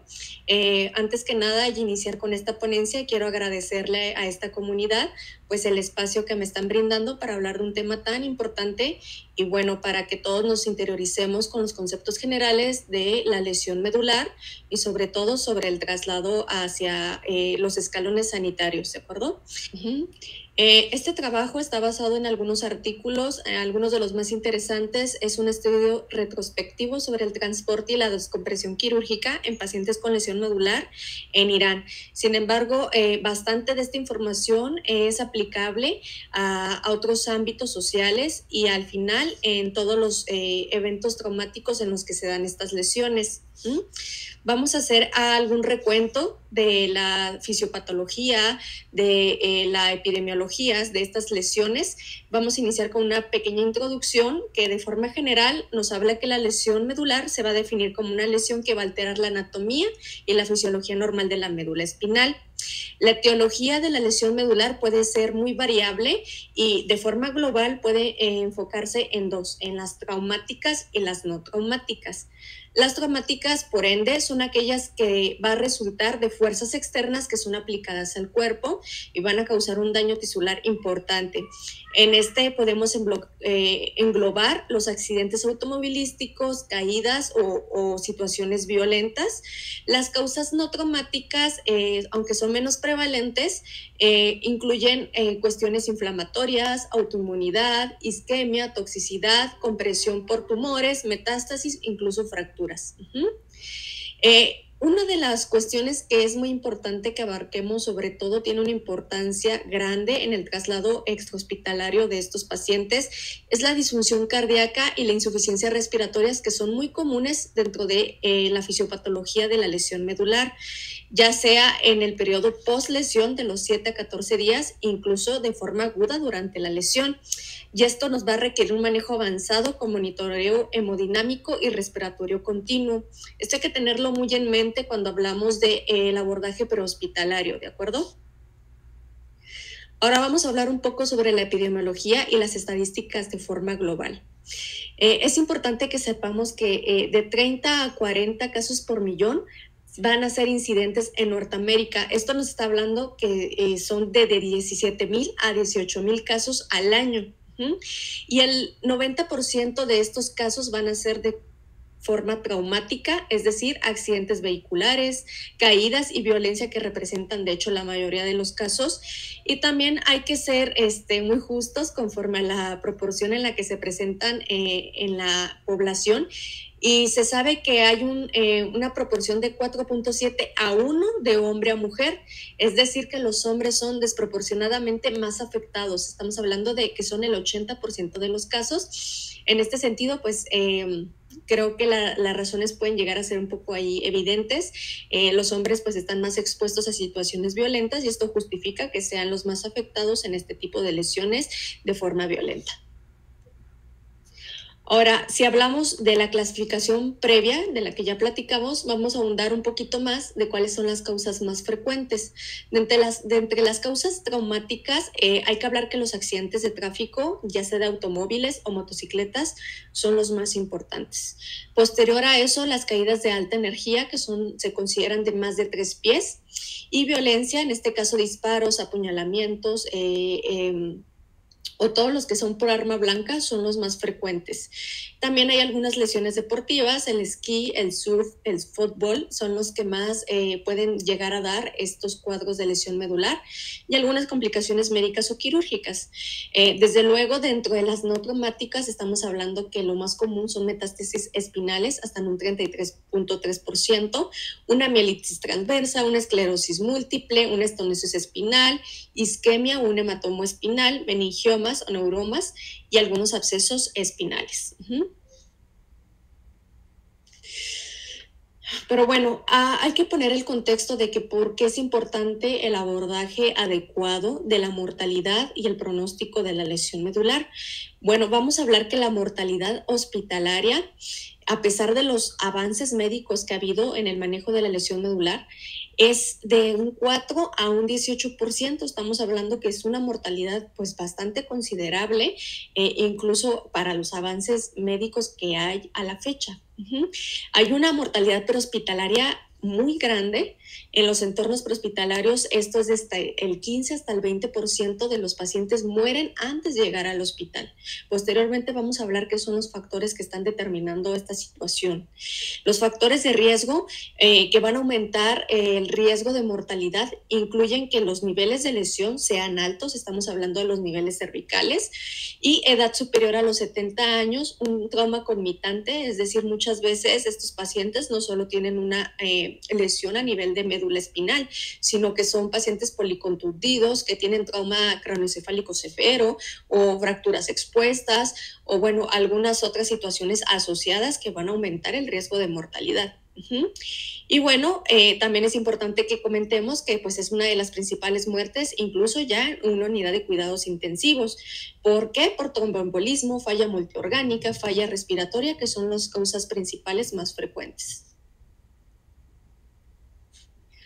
Ahora, en cuanto a la fisiopatología, vamos a hablar o lo podemos clasificar de forma muy global en 3 fases. Va a haber un daño primario o agudo. Esto va a estar causado por las fracturas vertebrales que van a comprimir o diseccionar la médula espinal. Esto va a ocurrir de entre las primeras 48 horas, donde las neuronas y todo el tejido nervioso va a ser dañado y va a interrumpir la comunicación axonal, es decir, de todas las raíces nerviosas que emanan de la médula espinal. Va a haber una fase secundaria donde sobre todo se caracteriza por una fase inflamatoria muy importante, donde se va a dar por una cascada de citocinas proinflamatorias. Entre la más importante que hay que destacar, pues es la interleucina 1 alfa, la 1 beta, la 1,6 y el factor de necrosis tumoral, que van a causar una respuesta inflamatoria desmedida, van a causar isquemia, daño vascular, edema, toxicidad celular y posteriormente la desmielinización. Y bueno, tenemos una fase que es subaguda, que se considera que es dentro de las 48 horas hasta los 7 días posterior a la lesión y donde pues es una respuesta inflamatoria persistente y que va a conducir invariablemente a la muerte celular y a la formación de quistes y de incluso tejido fibroso. Una cuestión importante que hay que considerar también cuando abordamos a un paciente con lesión medular es diferenciar 2 aspectos médicos o 2 cuadros clínicos muy importantes: el choque espinal y el choque neurogénico. El choque espinal nos vamos a referir a la pérdida temporal de funciones motoras y sensitivas por debajo del nivel de la lesión. Esto va a ser debido a la compresión aguda de la función medular y la gravedad va a depender desde luego del daño medular y su recuperación gradual va a ocurrir sea de la función motora y de la función sensitiva, o sea, es algo transitorio. Y bueno, esto se va a dar por la interrupción entre la comunicación de las motoneuronas y esto va a resultar en una excitabilidad muscular reducida y una disfunción vesical. Es decir, cuando hablamos de choque espinal estamos hablando de las funciones motoras y sensoriales que se van a ver afectadas por la lesión medular y que en la temporalidad de la lesión medular esto va a ir recuperando hasta cierto punto. Mientras que el shock neurogénico estamos hablando que ya es una pérdida del tono simpático y de la actividad parasimpática. O sea, vamos a empezar a tener una disfunción a nivel del nivel parasimpático y simpático y esto nos va a causar hipotensión y bradicardia. Esto es bien importante porque los pacientes que tienen una lesión medular, que hacen un shock neurogénico, tienen una tasa de mortalidad altísima en el aspecto prehospitalario, precisamente porque muchas veces no estamos preparados para manejar el shock neurogénico y estos pacientes bradicardizan o se hipotensan de forma tremenda y la mayoría de estos pacientes lamentablemente pues termina en un desenlace fatal. Y es importante que lo digamos que estas complicaciones se dan sobre todo en lesiones torácicas por encima de T6 y en las lesiones cervicales. Y bueno, los criterios diagnósticos que tenemos que considerar para hacer este diagnóstico son criterios hemodinámicos 100%, que estamos hablando de la presión arterial, que va a ser por debajo de la sistólica, por debajo de 90, y una frecuencia cardíaca por debajo de 50. Entonces ya cumpliríamos con los dos aspectos importantes que definen el shock neurogénico, que es la bradicardia y la hipotensión. Entonces es un aspecto muy importante a estar monitorizando a un paciente con una lesión medular aguda. Ahora, ¿cómo hacemos este diagnóstico? Bueno, estos pacientes hay que someterlas de forma rápida a una evaluación y a un transporte a un departamento de urgencias. Esta es una situación que se tiene que abordar de forma aguda en un centro hospitalario especializado. Desde luego, como sabemos, hay que iniciar, claro, con esta evaluación inicial, que va a iniciar con el protocolo de vía aérea, respiración, circulación, el famoso ABC, así como la inmovilización espinal con un collar cervical rígido y tabla espinal. Ese sería el abordaje adecuado en un ambiente prehospitalario. Sin embargo, también está recomendado que el personal que aborde este tipo de lesiones tiene que estar capacitado para hacer un examen neurológico inicial, es decir, evaluar de forma muy concisa y muy rápida la función motora, sensorial y reflejas que tenga el paciente. Y posteriormente, ya en el centro hospitalario, desde luego está indicado la toma de tomografía computarizada y que van a ser altas sensibles, muy sensibles a detectar fracturas, dislocaciones, y bueno, posteriormente incluso una resonancia magnética va a ser más sensible para evaluar los tejidos blandos y como tal el edema y la transección medular. Y bueno, es importante que sepamos que para la clasificación clínica de la lesión medular tenemos la clasificación de ASIA, que es de la Asociación Americana de Lesión Espinal, que se utiliza para diagnosticar y graduar la lesión medular. Y bueno, esto va a estar basado en la completud de la lesión y en la zona de preservación parcial. Es importante que de forma inmediata se pudiera hacer esta clasificación, porque esto nos serviría como base para ver la evolución del paciente en la temporalidad de la lesión. Bueno, como sabemos, es importante en este tipo de lesiones un manejo inicial de la vía aérea. La indicación para una intubación urgente serían las lesiones cervicales altas. Es decir, si tenemos un paciente con una lesión cervical alta, o sea, estamos hablando por arriba de C5, seguramente este paciente invariablemente va a presentar dificultad respiratoria, disnea, respiración abdominal y una capacidad vital disminuida. Esto va a ser de forma inmediata una indicación de una intubación urgente, puesto que este paciente no hay forma de que mantenga una respiración adecuada y nos va a terminar pues en una insuficiencia respiratoria aguda. Ahora, pues las técnicas de intubación, pues habría que ver los recursos con los que tengamos en ese momento, pero sí es importante que enfaticemos que hay que minimizar la manipulación cervical. Si es posible, incluso hacer intubación con fibra óptica si se tiene a la disposición. Y si no, pues la única indicación es precisamente esto, tratar de disminuir la manipulación a nivel cervical. Ahora, pues es importante que a estos pacientes consideremos la medicación que se va a utilizar, la premedicación, puesto que ellos ya están predispuestos a una función cardíaca disminuida. Hay medicamentos que pudieran exacerbar esta hipotensión o bradicardia y pues si ese es el caso, pues está indicado el uso de la atropina. Y bueno, en un paciente que sí está hemodinámicamente estable, sí está indicado el uso del propofol, por ejemplo, o el tiopental, y para el bloqueo neuromuscular, la succinilcolina. Pero estos en pacientes que están hemodinámicamente estables. Ahora, el manejo ventilatorio en estos pacientes es importante que lo sepamos manejar de forma adecuada, en el aspecto prehospitalario, porque estos pacientes van a tener un mayor riesgo de hipoventilación debido a la parálisis del nervio frénico.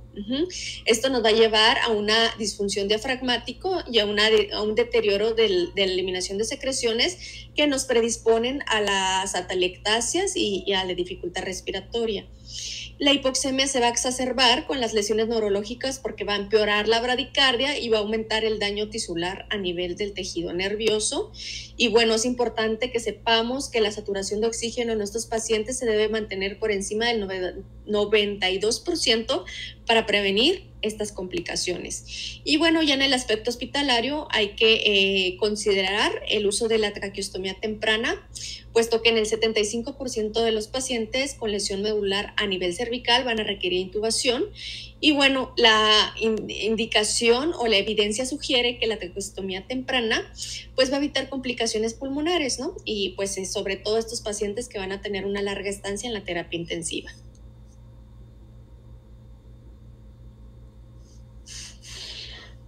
En el manejo hemodinámico, como ya comentamos, hay 3 objetivos importantes que hay que considerar en estos pacientes. El objetivo de la presión arterial media, hay que mantenerla por arriba de 85 durante la primera semana después de la lesión para prevenir que el daño neurológico sea mayor. Y desde luego hay que hacer una reanimación temprana con soluciones cristaloides y de segunda línea vasopresores como la norepinefrina para la lesión cervical o torácica. Y en estos pacientes hay que considerar la tromboprofilaxis con enoxaparina 30 miligramos 2 veces al día durante 3 meses con alguna combinación de profilaxis mecánica. En este caso puede ser, por ejemplo, unos TENS o estimulación muscular a nivel de pantorrilla. Están indicados en algunos estudios que puede ser un complemento a la tromboprofilaxis. Ahora, el uso de los esteroides en la lesión medular, sobre todo el uso de metilprednisolona, que es la que tiene más evidencia, es controvertida. Hay autores que comentan que podría mejorar la supervivencia neuronal. Sin embargo, en estudios recientes han mostrado que los beneficios son inconsistentes y que bueno, que los resultados neurológicos a largo plazo realmente no son significativos. Sin embargo, tampoco hay evidencia de que estos realmente afecten a los pacientes cuando es una dosis alta en única ocasión, es decir, en un bolo de forma aguda. Sin embargo, mantener a los pacientes con esteroide de forma prolongada definitivamente sí aumenta el riesgo de sangrado gastrointestinal e infecciones respiratorias. Ahora, hablando del estudio del que les platiqué al principio de la plática y que básicamente es el de interés en esta ponencia, es un objetivo del estudio describir el modo de transporte al hospital, es decir, cómo llegan estos pacientes al primer centro médico. Evaluar los tiempos de descompresión y la estabilización, es decir, cuánto pasa desde que el paciente llega al hospital hasta que entra a cirugía. Analizar la estancia hospitalaria de estos pacientes según diferentes factores que presenta el paciente y desde luego documentar las complicaciones. Es un estudio interesante porque es un estudio transversal retrospectivo que se realizó en el Centro de Investigación de Lesiones Cerebrales y Medulares de Teherán. Los participantes o el grupo o la población de estudio fueron 830 pacientes con lesión medular traumática. En este caso, habla de que los registros fueron dentro de un año de los pacientes que presentaron este tipo de lesiones en el periodo de marzo del 2013 a mayo del 2017. Es importante aquí recalcar que estamos hablando de un ambiente bélico y que la prevalencia de estas lesiones del que les vamos a hablar en este estudio es meramente de forma traumática aguda y que la mayoría está dado por proyectil de arma de fuego, explosivos o otros actos violentos. Ahora, en los datos que recopilaron en este estudio, habla que el modo de transporte que utilizaron fue ambulancia o vehículos sin equipamiento médico. El tiempo hasta el hospital, entre la llegada y la cirugía, fueron los que documentaron la estancia hospitalaria, o sea, el tiempo total de hospitalización de este paciente y las complicaciones que presentaron esos pacientes durante la hospitalización. Nos habla de las características generales, en promedio de los pacientes, nos habla que el promedio fue de 36 años más menos 11.5. La proporción fue de 4.3 a 1 entre hombres y mujeres. Vemos que aquí se respeta la misma regla de epidemiología a nivel mundial, y es que el hombre va a tener mayor riesgo de sufrir lesión medular, pues por las actividades propias, en este caso pues bélicas. Y los pacientes que ingresaron a cirugía, que fueron el 52% de estos pacientes, mientras que solamente un 48% recibió tratamiento conservador. También nos describe el nivel de lesión de este grupo de pacientes. Nos habla que 73% de los pacientes, 73 pacientes, que van a ser un 9% en total, sufrieron la lesión a nivel cervical, mientras que 627 pacientes el nivel de la lesión fue torácica. Esto, si ponemos atención, pues es el porcentaje más alto, el 76%, mientras que solamente 130 pacientes sufrieron la lesión a nivel lumbar. Esto es un 15% de los pacientes que se evaluaron.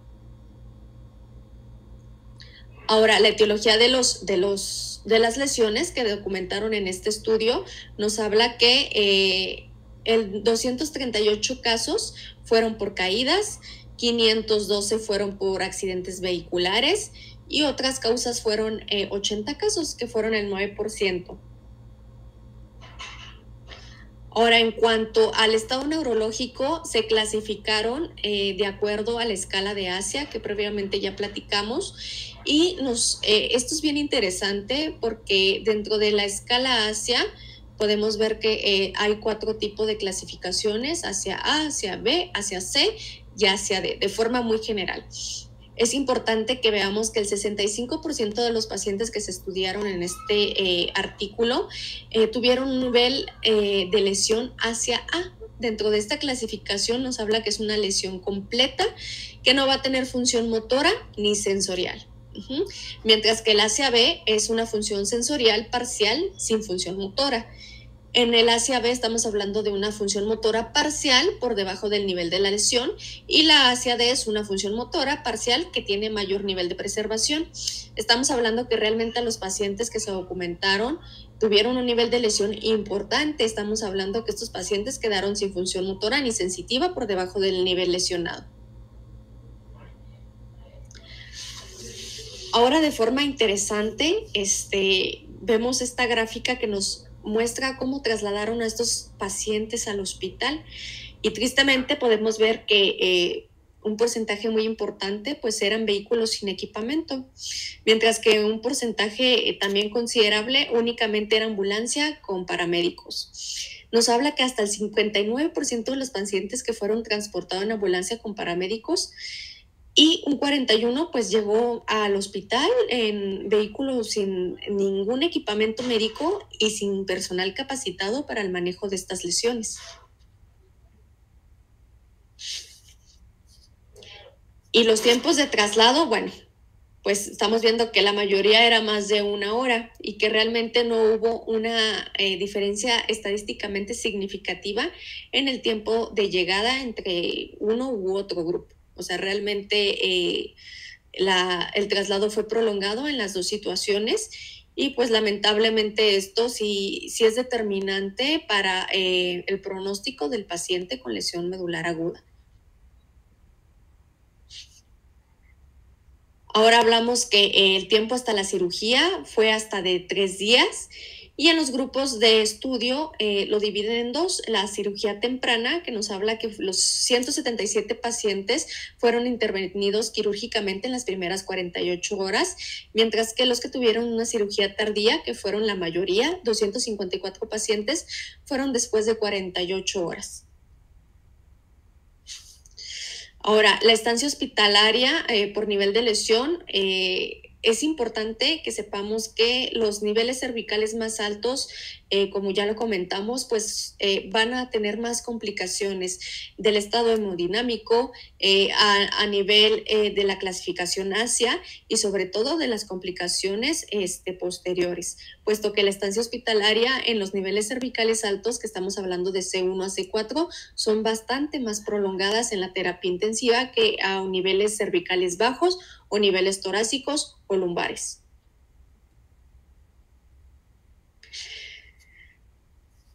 Ahora, el impacto del momento de la cirugía temprana nos dice que podemos reducir la estancia hospitalaria del paciente hasta, en promedio, 13 días, mientras que una cirugía tardía pueden ser 21 días o más. Esta diferencia es significativa, puesto que la duración de la estancia hospitalaria en estos pacientes es importante debido a las complicaciones que se pueden asociar a una hospitalización prolongada. De ahí la importancia de un paciente que sea trasladado de forma prehospitalaria en el medio adecuado, en el menor tiempo posible y que pueda ser intervenido quirúrgicamente dentro de las primeras 48 horas. Igual, aquí volvemos a hacer énfasis por nivel de la lesión, el promedio de tiempo de hospitalización, dependiendo si se le realiza una cirugía temprana o una cirugía tardía. Y bueno, estas son las complicaciones más frecuentes que podemos encontrar en pacientes con lesión medular que se someten a una hospitalización prolongada. Estamos hablando de úlceras por presión y sepsis, que son los más importantes que debemos de considerar. Y en el estudio hacen como esta diferenciación muy importante, muy interesante, de los pacientes que tuvieron estas complicaciones. Y vemos que las úlceras por presión se formaron en 125 de los casos de los pacientes que fueron trasladados en ambulancia, mientras que en los vehículos sin equipar, 96 casos fueron quienes los presentaron, mientras que la sepsis en ambulancia fueron hasta 6 casos y en el vehículo sin equipar solamente 1. Esto nos habla que las úlceras por presión son de forma importante más prevalentes en los transportes terrestres.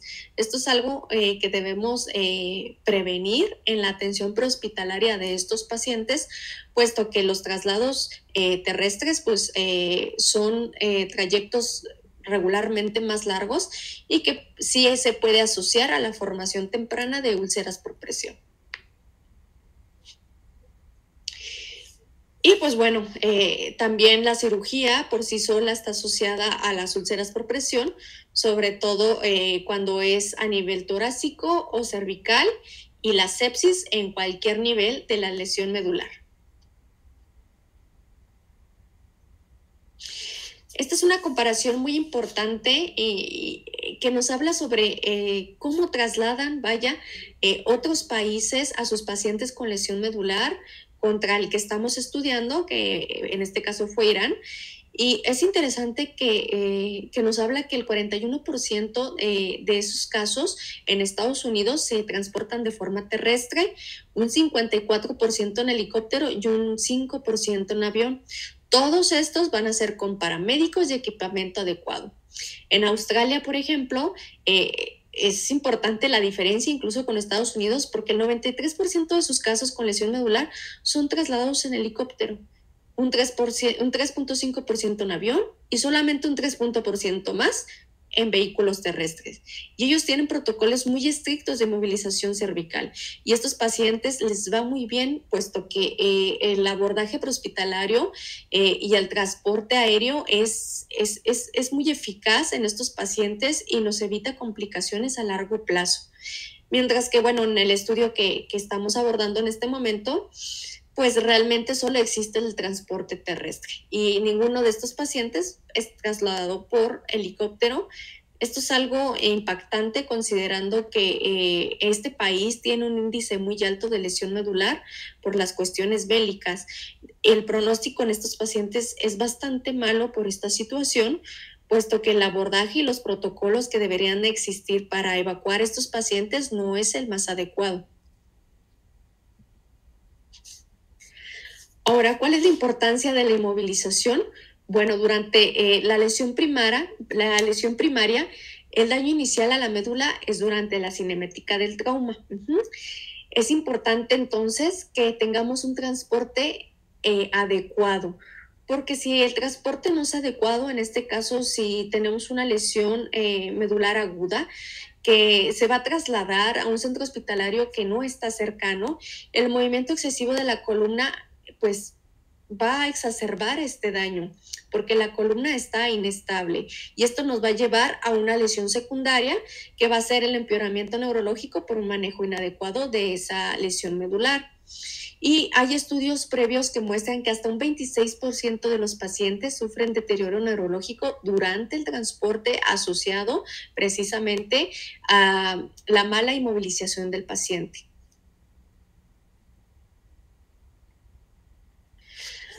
Ahora, una vez que el paciente llega al centro hospitalario, los beneficios que va a tener para o después de una cirugía temprana va a ser la reducción de la estancia hospitalaria, una mejor recuperación neurológica y va a disminuir la incidencia de complicaciones hospitalarias y desde luego la reducción del costo de la atención médica. En las limitaciones que tiene este estudio para poder hacer un análisis más amplio, pues son los datos neurológicos iniciales, es decir, que durante la lesión aguda, el personal que evacuó a estos pacientes no registraron datos neurológicos en el lugar del accidente. Por lo tanto, no es posible determinar de manera objetiva el deterioro durante el transporte. Y bueno, el seguimiento de estos pacientes se perdieron durante su atención médica y hace mucho énfasis el estudio, y quiero recalcar esta parte, de la necesidad de hacer estudios multicéntricos con seguimiento más cercano. Es decir, hay muchas áreas de oportunidad en el manejo del paciente con lesión medular en el ámbito prehospitalario. Podemos abordar desde precisamente el no documentar los datos neurológicos iniciales que van a hacer una diferencia abismal durante su estancia hospitalaria, así como la mala inmovilización, el transporte inadecuado. Y considero que es importante que tengamos estos datos muy presentes para la valoración futura de estos pacientes con lesión medular y poder tener realmente una estadística nacional que sea confiable y que nos dé pues realmente los índices de eficacia que tenemos a la hora de evacuar estos pacientes con lesión medular.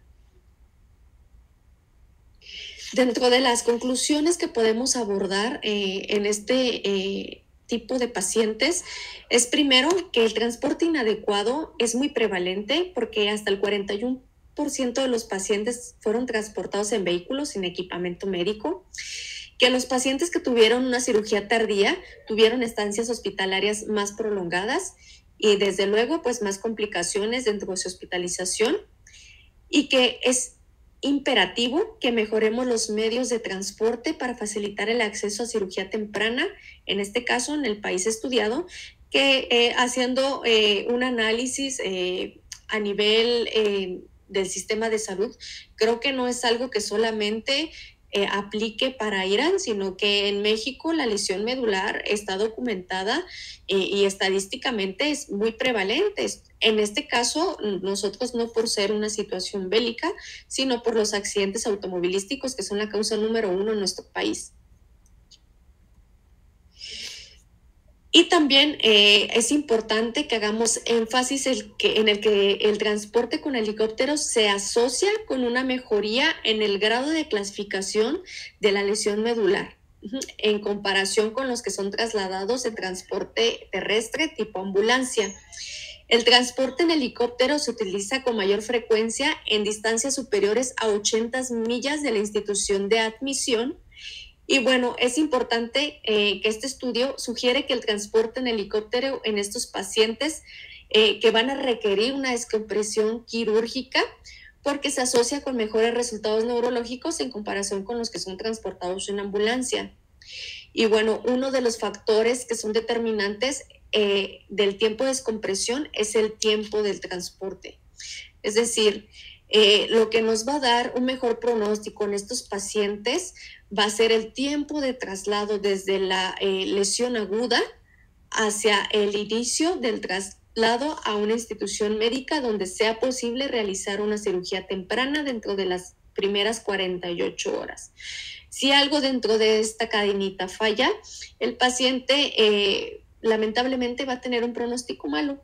De por sí, la literatura señala que la lesión medular es un evento catastrófico.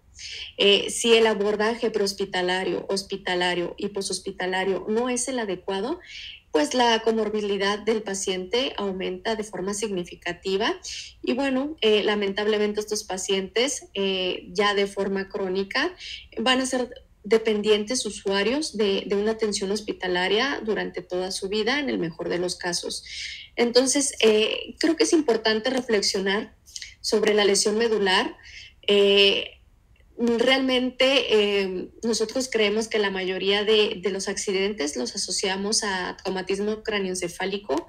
Sin embargo, la lesión medular es prevalente en nuestro país y deberíamos hacer un análisis más profundo y quienes se dedican al transporte prehospitalario, extrahospitalario, aeromédico en este caso, pues hacer un poco de estadística sobre cómo transportamos a nuestros pacientes con lesión medular, qué también les va o qué influye el que sean trasladados de forma aérea, de forma terrestre, puesto que hay ya evidencia, como lo acabo de comentar, de que realmente mejora la sobrevida de estos pacientes cuando el transporte se hace vía aérea, en este caso está documentado en helicóptero, y que esto va a impactar de forma importantísima en la calidad de vida del paciente y en la sobrevida.